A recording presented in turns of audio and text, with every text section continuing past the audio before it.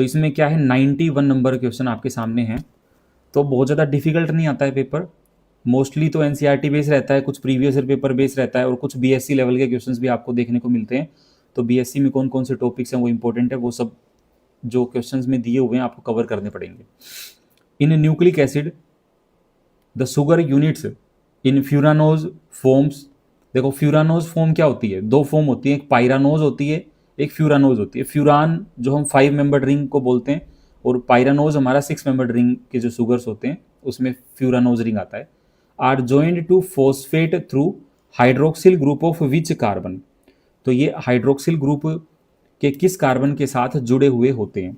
तो इसके अंदर बेसिकली क्या है कि आपके पास एक, हाँ पहले एक बार मुझे बता भी दीजिएगा कि मेरी आवाज़ सबको कमेंट में लाइव आ रही है, मतलब आवाज़ ठीक से आ रही है, तो एक बार कमेंट भी कर दीजिएगा आप सब, ठीक है। हाँ, अगर मेरी आवाज़ आप सबको सही से सुनाई दे रही है, I am clearly audible visible to all of you, तो हम इस सेशन को स्टार्ट कर देंगे अभी। सो देखो होता क्या है कि जो फॉस्फेट होता है वो हाइड्रोक्सिल ग्रुप्स के थ्रू लिंक होता है, इसको हम बोलते हैं phosphodiester bond, that is called as phosphodiester bond. तो जो फोस्फोडाइएस्टर बॉन्ड है वो आपके पास कुछ इस तरह का 5 मेंबर्ड का शुगर है, ठीक है, 5 मेंबर्ड शुगर है। तो एक तो 5 पर OH होता है और एक 3 पर OH होगा। तो ये 1 नंबर, 2 नंबर, 3 नंबर, ये आपके पास 4, 5, ठीक है। तो आपके पास क्या होता है, एक 3 प्राइम पर जो शुगर है का OH है और एक 5 प्राइम पर है, तो वो 3 और 5 से लिंक होता है न्यूक्लिक एसिड में जो शुगर यूनिट्स होती हैं। तो C3 एंड C5 इसके लिए करेक्ट आंसर हो जाएगा आपका, कि 3rd कार्बन और 5th कार्बन से लिंकेज आपका रहेगा, ठीक है। तो इसके बाद इसके एक स्ट्रक्चर है कंप्लीट, वो मैं ऐड कर दूंगा स्लाइड्स में, उसके थ्रू आप इसको देख लीजिएगा। C3 एंड C5, तो इसका जो करेक्ट आंसर होगा वो क्या होगा, C3 एंड C5।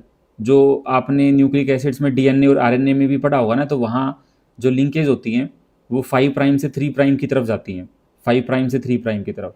तो एक यूनिट का 5th कार्बन दूसरी यूनिट के 3rd कार्बन के साथ OH के साथ जुड़ के फॉस्फोडाइएस्टर बॉन्ड बनाता है। Enthalpies of all elements in their standard states are. तो सभी एलिमेंट्स की जो एंथैल्पीज है स्टैंडर्ड स्टेट्स में कितनी होती है, स्टैंडर्ड स्टेट्स में तो 0 होती है, ये आपको पता होना चाहिए। इससे रिलेटेड क्वेश्चंस आए भी हैं, जैसे कि H2 कार्बन है आपका, तो कार्बन की ग्रेफाइट के अंदर, कार्बन ग्रेफाइट के अंदर स्टैंडर्ड स्टेट होती है तो एंथैल्पी 0 होगी, लेकिन कार्बन की डायमंड के अंदर एंथैल्पी 0 नहीं होगी, वहाँ एंथैल्पी क्या होगी, नॉन जीरो होगी। इसी तरह से Cl2, Br2, H2 की, जैसे Cl2 गैस की फॉर्म में, Br2 लिक्विड की फॉर्म में एंथैल्पी 0 होती है। तो जो भी स्टैंडर्ड स्टेट्स हैं उनकी एंथैल्पीज हमारी 0 होती हैं। 92 के लिए 2 आ जाएगा। 93, the variation of del H of a reaction with temperature. Temperature के साथ चेंज इन एंथैल्पी का रिएक्शन एट कांस्टेंट प्रेशर। अब कांस्टेंट प्रेशर की बात लिख दी तो Cp आ जाएगा वहां पर, क्योंकि Cv क्या होता है, कांस्टेंट वॉल्यूम पर, और चेंज इन इंटर एनर्जी भी कांस्टेंट वॉल्यूम पर। तो डेल Cp आपके पास कहाँ रहेगा, डेल Cp, P का मतलब है कांस्टेंट प्रेशर। जब आपका यहाँ क्वेश्चन के अंदर दिया ही हुआ है कांस्टेंट प्रेशर, तो उसका रिलेशन सीधा सीधा किसके साथ है, Cp के साथ, और डेल H है तो डेल Cp आपका बन जाएगा। 93 के लिए 1। देन अगेन थर्मोडायनेमिक्स का क्वेश्चन है 94, विच of the following is correct for a reversible process. तो रिवर्सिबल प्रोसेस के लिए कौन सी स्टेटमेंट ठीक होती है। कोई भी प्रोसेस अगर रिवर्सिबल होती है तो उसमें system plus surrounding, change in the entropy of system plus change in the entropy of surrounding 0 के इक्वल होती है। अगर प्रोसेस इरिवर्सिबल होगी तो उसमें फिर क्या होगा, ग्रेटर देन 0 जाएगा आपके पास, ठीक है या नहीं है, ग्रेटर देन 0, क्योंकि एंट्रोपी यूनिवर्स की बढ़ती रहती है किसी भी इरिवर्सिबल प्रोसेस के लिए। बट रिवर्सिबल के लिए सिस्टम प्लस सराउंडिंग किसके बराबर है, 0 के बराबर है, ठीक है। तो 94 के लिए क्या हो गया हमारा 1। Which of the following complex possesses sp3d2 hybridisation. अब sp3d2 हाइब्रिडाइजेशन का मतलब क्या होता है कि आउटर स्फीयर कॉम्प्लेक्स बनाएगा, आउटर ऑर्बिटल कॉम्प्लेक्स बनाएगा, ठीक है नहीं है। तो कैसा कॉम्प्लेक्स बनाएगा, आउटर ऑर्बिटल कॉम्प्लेक्स। अब आउटर ऑर्बिटल कॉम्प्लेक्स कौन से लाइगेंड्स बनाते हैं, या तो डी में इतने ज्यादा इलेक्ट्रॉन्स हो निकल वगैरह के केस में कि वहां पर हमारा पेयरिंग का चांस ही ना बने, तो उसको बाहर के डी ऑर्बिटल्स यूज करवाने पड़े, या फिर वीक लाइगेंड्स प्रेजेंट हो। तो जैसे इन चारों में सबसे वीक लाइगेंड कौन है? फ्लोरीन है। तो फ्लोरीन पेयरिंग नहीं करवा पाएगा, और फ्लोरीन अगर पेयरिंग नहीं करवा पाया तो आउटर वाले जो डी ऑर्बिटल्स हैं वो यूज होंगे, ठीक है या नहीं है? तो COF6 3- इसका करेक्ट आंसर आ जाएगा आपके पास। इसको अगर आप करना चाहो तो कोबाल्ट के अंदर कितने हैं? कोबाल्ट +3 ऑक्सीडेशन स्टेट में है, इसके पास 6 इलेक्ट्रॉन है, D6 सिस्टम आ गया। तो डी में हमारे पास 1 2 3 4 5, तो 1 2 3 4 5 एंड 6। अब fluorine weak field ligand pair नहीं करवा पा रहा, तो क्या होगा? बाहर के जो एक S है, फिर 3 P हैं, और जो D हैं आपके, उसमें से ही sp3d2 हाइब्रिडाइजेशन बना लेगा, जिसको आउटर स्फीयर कॉम्प्लेक्स बोलते हैं। तो इसके लिए करेक्ट आंसर हमारे पास क्या हो जाएगा? फर्स्ट हो जाएगा COF6 3-। ठीक है नहीं है? लाइगेंड्स के बेस पर भी कर सकते हो। जब more than one ligands weak field के हों तो उस टाइम पर आप क्या करना कि इलेक्ट्रॉन्स देख लेना और नंबर ऑफ इलेक्ट्रॉन्स के बेस पे पेयरिंग का कर लेना, लेकिन वो देगा नहीं ऐसा। तो 95 के लिए 1 आ जाएगा। ओनली वीक फील्ड लाइगेंड के बेस पर ही आप बता सकते हो कि sp3d2 आउटर स्फीयर कॉम्प्लेक्स हमारा COF6 3- वाला होगा। 95 1। 96 the unit of cryoscopic constant KF। तो KF को हम क्या बोलते हैं? Cryoscopic constant. सॉल्यूशंस के चैप्टर में है, कोलिगेटिव प्रॉपर्टीज में। तो इसकी यूनिट क्या होती है? इसकी यूनिट होंगी अब आपके पास केल्विन किलोग्राम पर मोल। केल्विन किलोग्राम पर मोल। तो unit of cryoscopic constant KF is kelvin kilogram पर मोल। इंपॉर्टेंट है, पहले भी आ चुका है ये वाला पर्सन एग्जाम्स में। 96 के लिए हमारा 3 आ जाएगा, ठीक है। देन 97 है EMF of the cell cadmium chloride .5H2O saturated, और AgCl Ag के लिए EMF दे रखा है 0.7 वोल्ट। तो फ्री एनर्जी चेंज क्या होगा? देखो, फ्री एनर्जी चेंज हम ΔG को बोलते हैं, और इसका फॉर्मूला होता है हमारा -NFe सेल, है या नहीं है? -NFe cell. अब कैडमियम से कैडमियम क्लोराइड है, तो ये कैडमियम क्लोराइड में कैडमियम +2 ऑक्सीडेशन स्टेट में है, यहाँ कैडमियम CD में है। तो CD से CD+2 मतलब कि 2 इलेक्ट्रॉन्स का चेंज हुआ, और AgCl से Ag में 1 इलेक्ट्रॉन का चेंज है। तो जो मैक्सिमम इलेक्ट्रॉन का चेंज होता है ना, उसको लिख लोगे कैडमियम वाले को, क्योंकि AgCl में तो आप 2 से रिएक्शन को मल्टीप्लाई करोगे तो 2 इलेक्ट्रॉन वहां बैलेंसिंग करने पर आ ही जाएंगे। तो -N की वैल्यू कितनी होगी? नंबर ऑफ इलेक्ट्रॉन्स 2 हैं। ये मेन इसमें पता है क्या है? Number of electron he count करना है, क्योंकि समटाइम्स हम AgCl Ag को देख के 1 इलेक्ट्रॉन काउंट कर लेंगे तो हमारा आंसर हाफ आ जाएगा। वैसा नहीं करना, 2 इलेक्ट्रॉन्स है। -2 इंटू F की वैल्यू हमें पता है कितनी होती है, फेराडे 96500 होती है, और E सेल हमारा कितना है? इन्होंने गिवन है 0.7 है। तो यहां से जब करोगे ना, आपका कितना आ जाएगा? ये आ जाएगा -135.1 के अप्रोक्स आ जाएगा। एक बार इसको कर भी लेते हैं, ये जूल में आएगा, फिर आप इसको किलो जूल में कन्वर्ट कर लेना, ठीक है। एक minute, let me do it.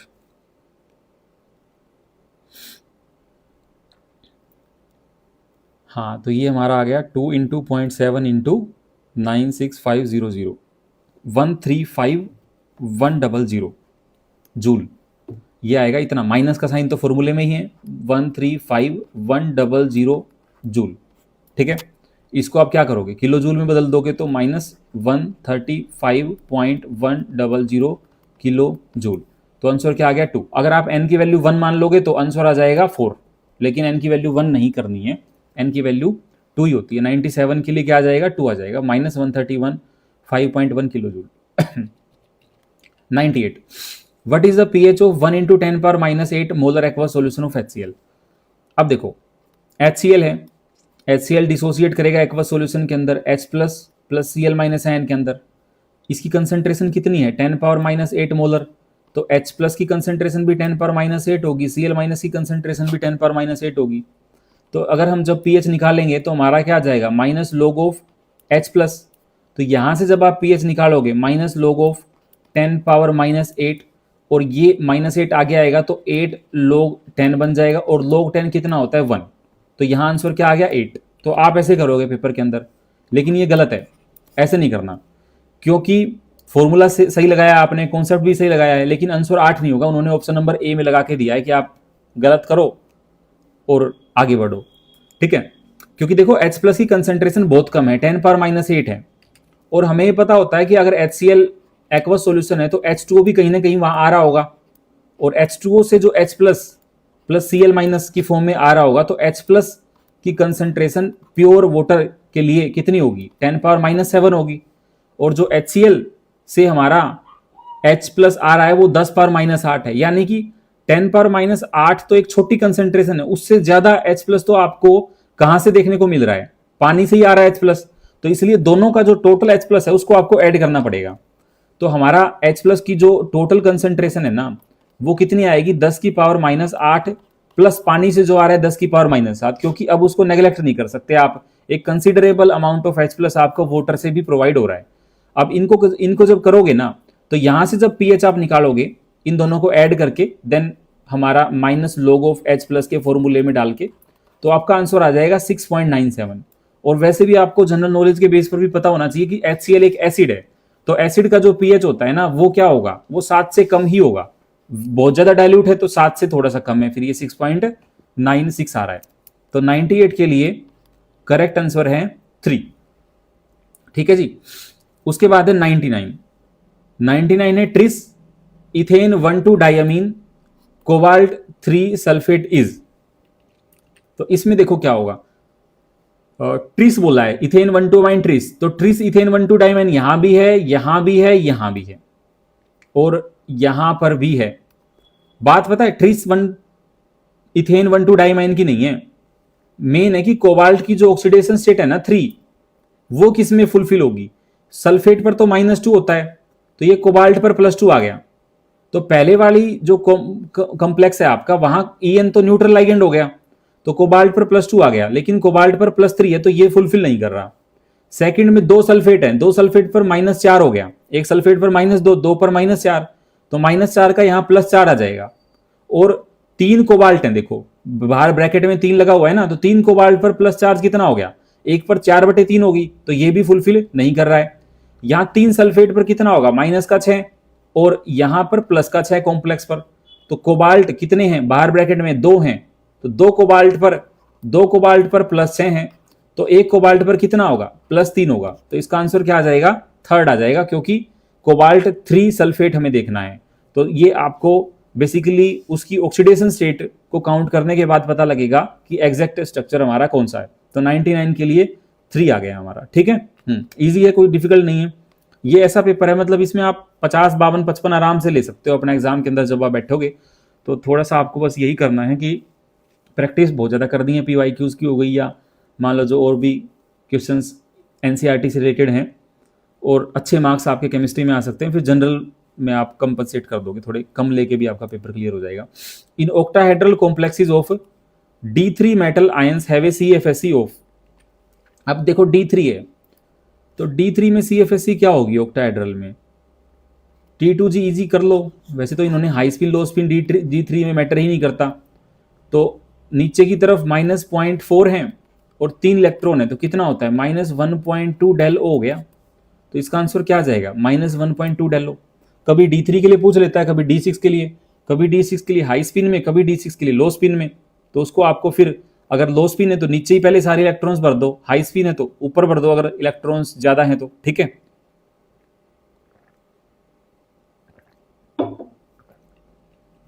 ठीक है, 101 नंबर करो। Outer electronic configuration of europium in ground state is. तो यूरोपियम की आउटर इलेक्ट्रॉनिक कन्फिग्रेशन हमारी क्या होती है, आउटर इलेक्ट्रॉनिक कन्फिग्रेशन यूरोपियम की हमारे पास क्या होगी। देखो आप वैसे तो सीरीज वगैरह देख के भी लिख सकते हो, बट डायरेक्टली अगर किसी को याद है तो डायरेक्ट भी कर सकते हो। जैसे मैंने सीरीज वगैरह इसका लिखना सिखा रखा है, तो उससे आप करोगे तो 4f7 6s2 आ जाएगा। क्लियर है, नहीं क्लियर है, तो ये इस तरह से।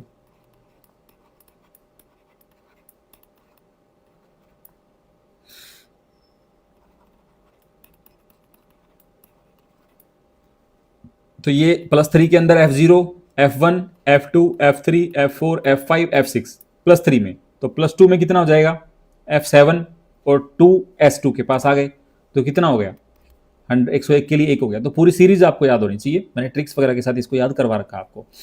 101 के लिए 1। Molisch test is used to test which of the following. तो इसके लिए आ जाएगा कार्बोहाइड्रेट्स के लिए हमारा मोलिस टेस्ट होता है। ठीक है, Molisch test is for carbohydrates,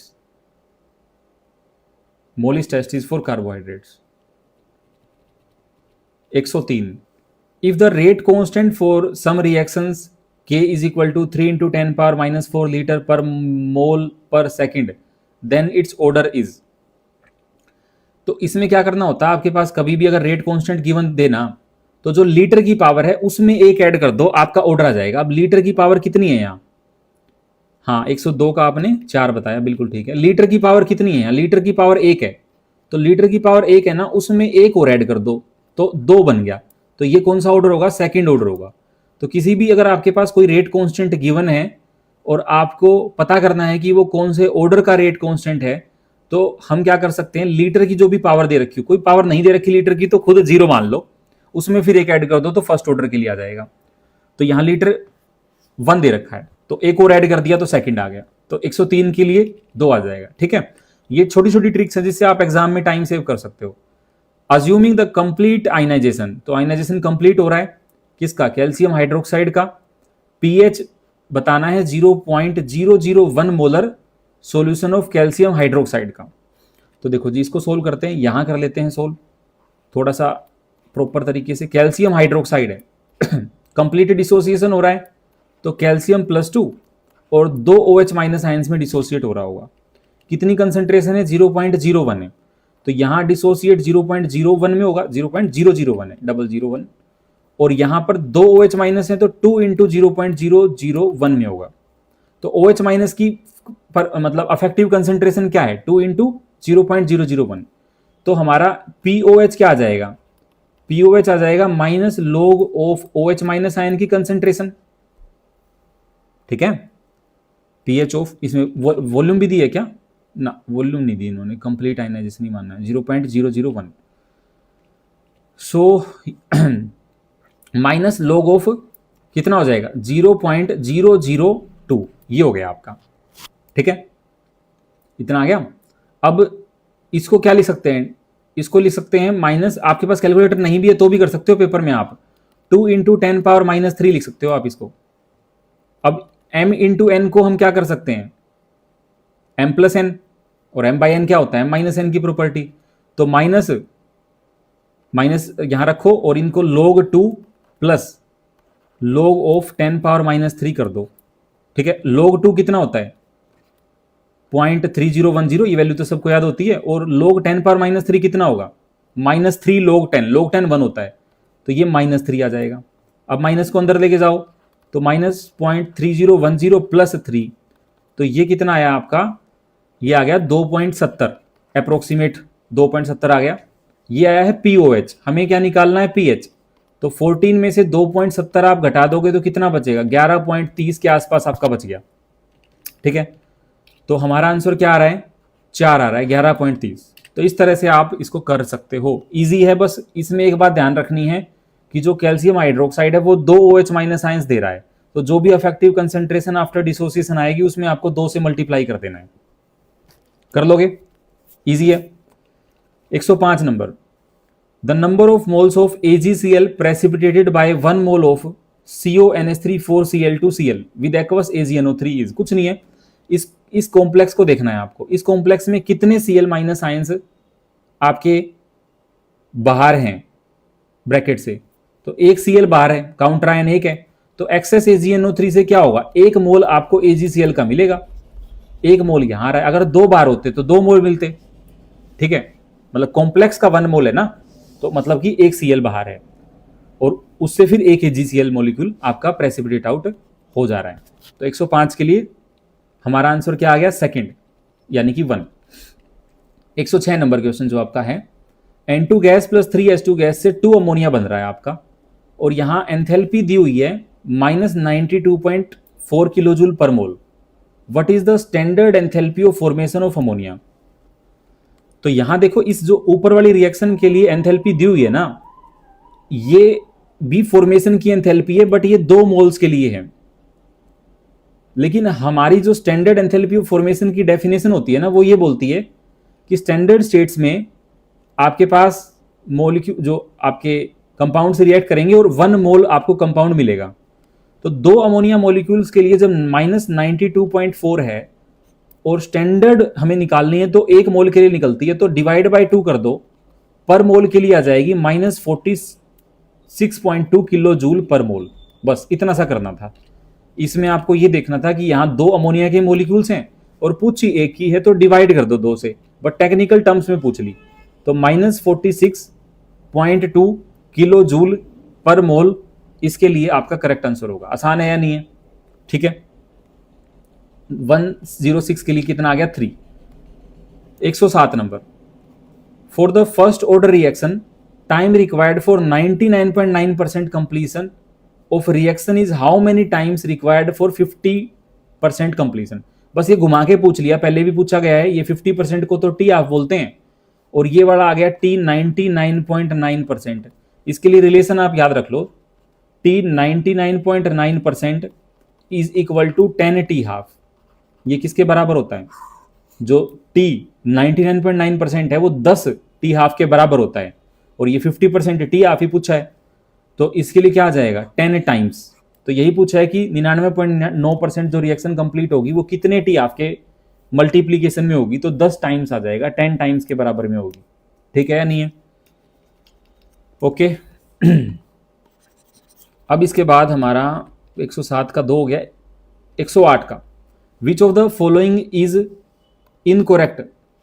incorrect for zero order reaction. अब एक बात ध्यान देख देना आप, एक्सपोनेंशियल रिलेशन जीरो ऑर्डर में कभी भी नहीं आते। आपने पढ़ा होगा a is equal to A naught e power minus के टी, ये फर्स्ट ऑर्डर के लिए होता है। तो यहां देखो इनकोरेक्ट पूछा है, तो ये तो जीरो ऑर्डर के लिए है ही नहीं ना, तो ये हो गया incorrect. r is equal to R naught e power minus के टी होता है फर्स्ट ऑर्डर के लिए, तो जीरो ऑर्डर के लिए नहीं होता, जीरो ऑर्डर के लिए इनकोरेक्ट हो गया, सेकंड आ गया।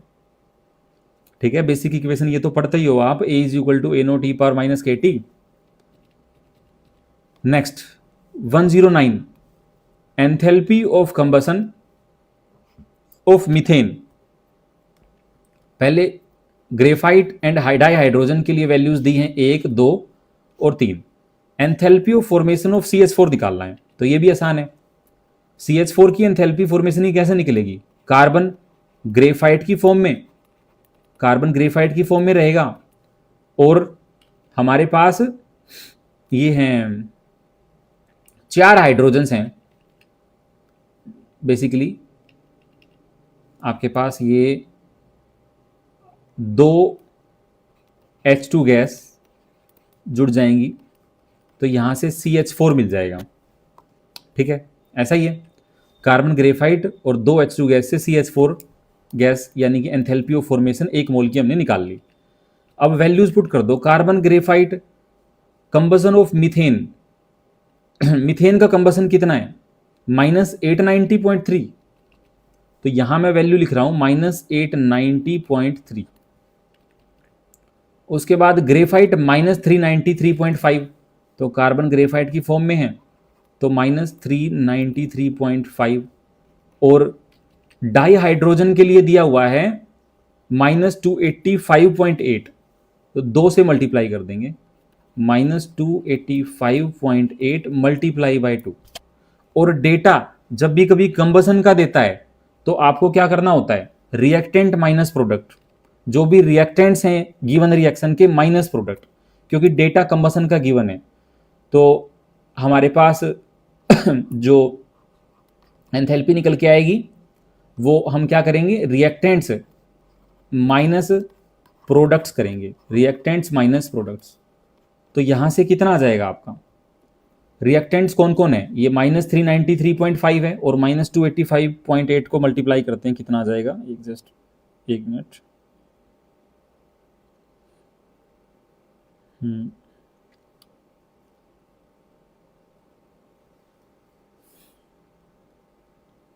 -285.8 मल्टीप्लाई बाय 2 -571.6, और ये -393.5 माइनस 571.6 माइनस, और माइनस करोगे 890.3 में से। सो हमारा माइनस कर दो इसमें से -393.5, तो -965 हो गया, और +890.3, -74.8 आ गया यहाँ से। -74.8। तो हमारा आंसर क्या हो जाएगा? माइनस, कोई हमने गलती तो नहीं की? 1 मिनट, ये आया है माइनस माइनस माइनस और प्लस, एंथैल्पी ऑफ कंबसन निकालना है ना, तो -74.8 आया है। एक दोबारा कैलकुलेशन करता हूँ मैं, प्लस आएगा या माइनस आएगा।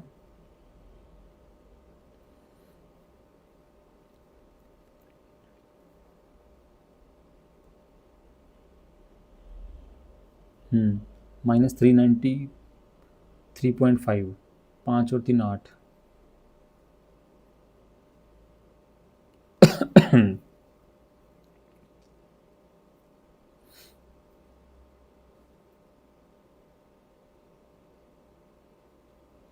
हाँ ठीक है, सही है।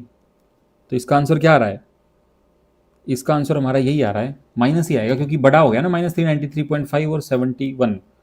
सो इसका आंसर -89 में से 965 करोगे तो -74.8। ठीक है जी, तो हमारा क्या आ जाएगा? ए आ जाएगा। ये बहुत इंपॉर्टेंट है, ध्यान रखना है आपको कि कंबसन का डेटा गिवन है तो रिएक्टेंट माइनस प्रोडक्ट करोगे, और फॉर्मेशंस का डेटा गिवन होता है तो प्रोडक्ट माइनस रिएक्टेंट करते हो। तो हमारा आंसर 109 का 1 आ जाएगा। एग्जाम में छोड़ना नहीं है कि न्यूमेरिकल है छोड़ दो, ईजी है ये सब, बस थोड़ी अप्रोच आप प्रैक्टिस के थ्रू लगाओ और यहाँ आप ज़्यादा नंबर गेन कर सकते हो। 110, match the list 1 with list 2, select the correct option buy given codes. अब आइडियल सॉल्यूशन कौन सा होता है? जहां मिक्सिंग हो जाएगी अच्छे से। मिक्सिंग किसकी होगी? Like dissolve like. सो बेंजीन और टोलुइन एक तरह के ऑर्गेनिक सॉल्वेंट है, एक दूसरे में डिजोल्व हो जाएंगे। तो आइडियल सॉल्यूशन पहले के लिए क्या आ रहा है? सी। अब फर्स्ट के लिए सी यहां है और यहां है, तो ये दो ऑप्शन हटा दो। उसके बाद non ideal solution, positive deviations जो हमारी हैं वो कहाँ होंगी? पॉजिटिव डेविएशंस हमारे पास एसीटोन एंड इथेनॉल में।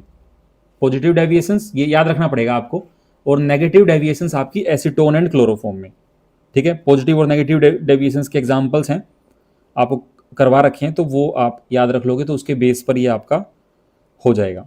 ठीक है, सो पहले के लिए सी आ गया, दूसरे के लिए non ideal solution positive deviation acetone ethanol के लिए, नेगेटिव डेविएशन एसीटोन क्लोरोफॉर्म के लिए। तो करेक्ट आंसर क्या आ गया? 4 आ गया। एग्जाम्पल्स याद रख लेना इसके। ठीक है 111 नंबर, पीके एसिटिक एसिड का और पीकेबी अमोनियम हाइड्रोक्साइड का गिवन है 4.76 एंड 4.75।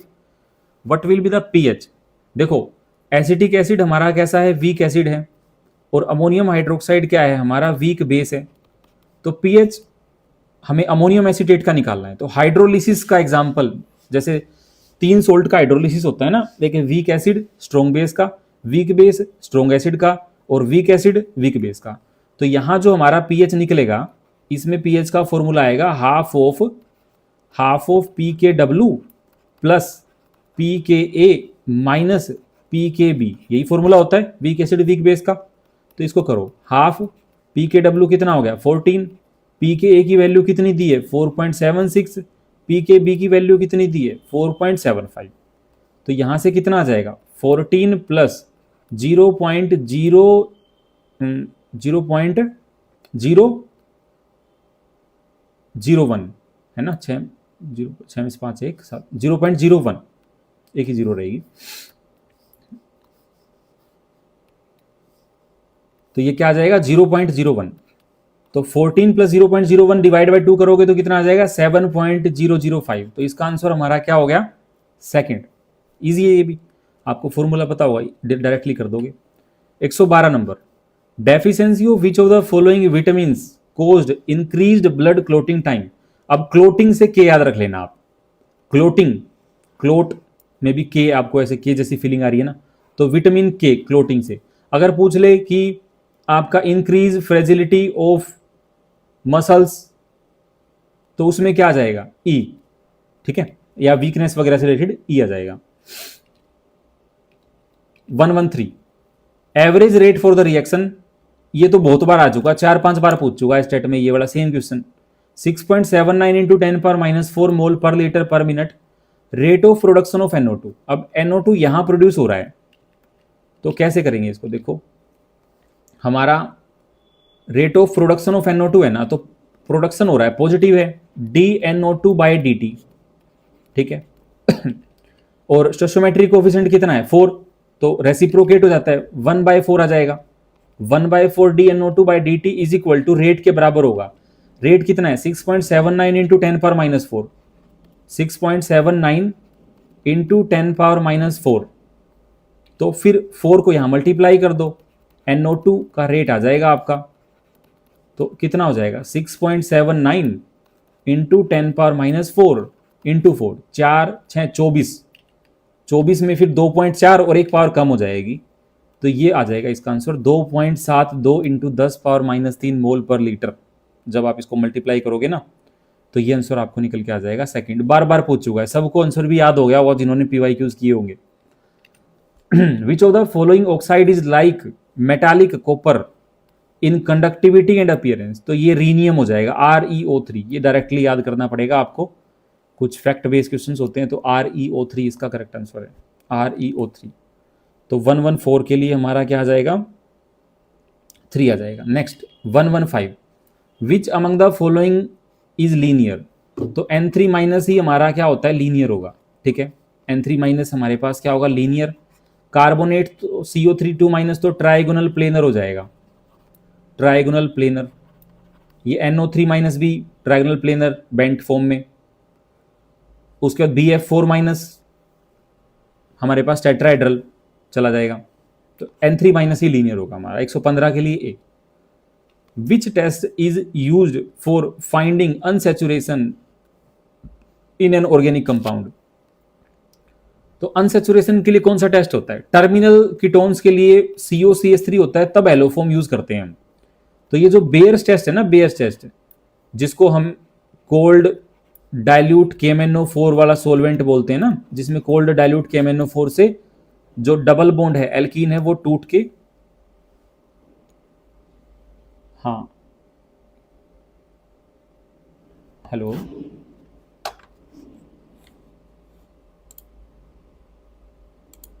क्लास चल रही है सही से, हेलो एक second, I am clearly audible to all of you.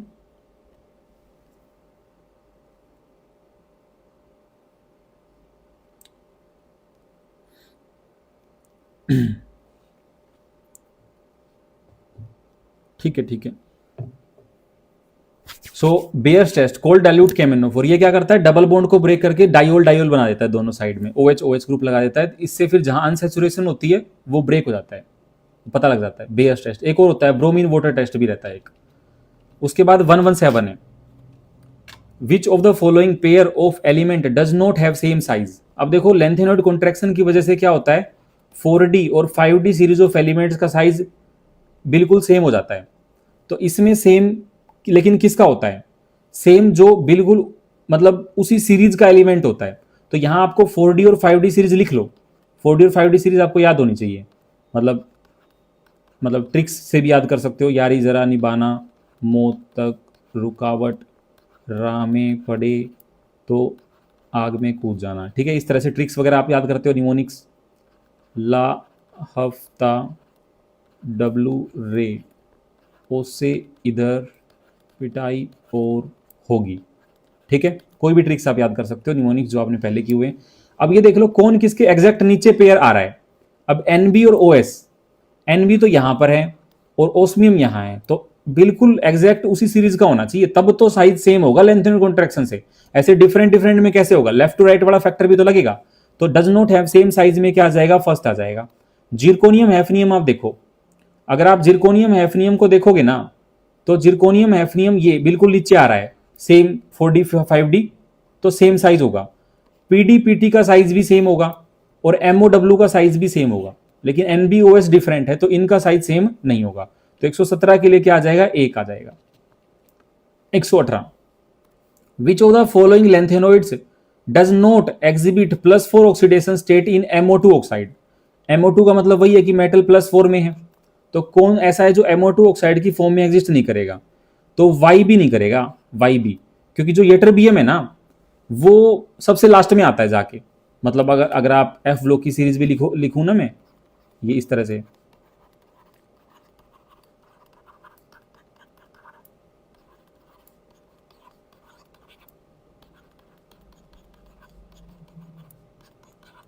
ये सीरीज होती है, ठीक है। तो यहाँ y भी सबसे लास्ट में आ रहा है, तो ये +2 ऑक्सीडेशन स्टेट में ज्यादा स्टेबल है क्योंकि ये F14 कॉन्फ़िगरेशन अचीव कर लेता है। लेकिन +4 में तो कैसे भी नहीं जा पाएगा। अगर +4 में चला गया ना तो ये अपनी जो F14 stable fulfilled electronic configuration है उसको क्या कर देगा, लूज कर देगा, जो कि वो कभी नहीं करेगा। तो इसलिए वो कभी भी +4 ऑक्सीडेशन स्टेट में एग्जिस्ट ही नहीं करेगा y भी। 118 के लिए क्या आ गया 4। 119, विच of the following complex does not show geometrical isomerism. तो ज्योमेट्रिकल आइसोमेरिज्म कौन शो नहीं करेगा, जिसके पास सारे लाइगेंड सेम होंगे वो कैसे करेगा। तो NiCl4 भाई लाइगेंड्स डिफरेंट होंगे तभी तो ज्योमेट्रिकल आइसोमेरिज्म करेगा, सिस और ट्रांस वगैरह बनाएगा। अब सारे ही लाइगेंड्स सेम हैं तो ज्योमेट्रिकल आइसोमेरिज्म कैसे भी करके फॉलो नहीं होगा। तो NiCl4 इसका करेक्ट आंसर आ गया हमारा 119 के लिए 4। 120, इन a process of 701 joule of heat is absorbed by a system, तो and 394 joule of work is done by the system, what is the change in internal energy। तो फर्स्ट लॉ ऑफ थर्मोडायनेमिक्स लगा लो, change in internal energy जो होती है ना del U या D U, ये हमारा क्या होता है, D U equal to Q plus W होता है। और क्यू क्या है, हीट, और हीट कैसी है, एब्जॉर्ब्ड। एब्जॉर्ब्ड का मतलब पॉजिटिव साइन आएगा आपका। तो 701 जूल जो है वो +701 जूल लिख देंगे हम। अगर मान लो रिलीज होती तो मैं माइनस लिख देता। और work is done by the system, 394 joule work done by the system है। जब work done by the system होता है तो नेगेटिव साइन आता है, work done on the system होता है तो साइन पॉजिटिव आता है। तो यहां हमारा क्या हो जाएगा, माइनस का साइन आएगा 394 जूल। अब ये मत बोलना कि सर फॉर्मूला में प्लस था माइनस क्यों लिख दिया, क्योंकि work done by the system था। तो फिर माइनस डब्ल्यू और प्लस और माइनस तो माइनस ही बन जाएगा आपका, ठीक है। तो यहां से कितना आ जाएगा आंसर, 701 में से 394 माइनस करो आप, तो 7 और 0 और यहां कितना 3, तो 307 आ रहा है कहीं, हाँ 307 हमारा ये आंसर है। तो सेकंड के लिए कितना आ गया, मतलब सेकंड ऑप्शन आ गया 120 के लिए 2, 307 जूल। ओके, किसी को भी, अब ये मैंने मतलब 120 तक कर लिए हैं, आपको डिस्कस करवा दिए। 121 से लेके 150 तक के 30 क्वेश्चंस और बचते हैं, जिसको हम नेक्स्ट क्लास के अंदर डिस्कस करेंगे कल। तो अगर आपको यहाँ तक के क्वेश्चंस, किसी को भी कोई डाउट हो ना तो कमेंट कर देना कि सर मेरे को ये वाला समझ नहीं आया, या इसके फॉर्मूले में मुझे कुछ इश्यू लग रहा है, या कहीं भी आपको कोई भी प्रॉब्लम हो, कोई डाउट हो, तो आप वो हम नेक्स्ट क्लास के अंदर दोबारा डिस्कस कर लेंगे। तो आज की क्लास में 91 से लेके 120 तक के 30 क्वेश्चंस को मैंने डिटेल से, मतलब जितना एग्जामिनेशन के लिए डिटेल की रिक्वायरमेंट है वैसे हमने कवर कर लिया है। बाकी फिर भी कोई डाउट हो तो आप उसको डिस्कस कर लें।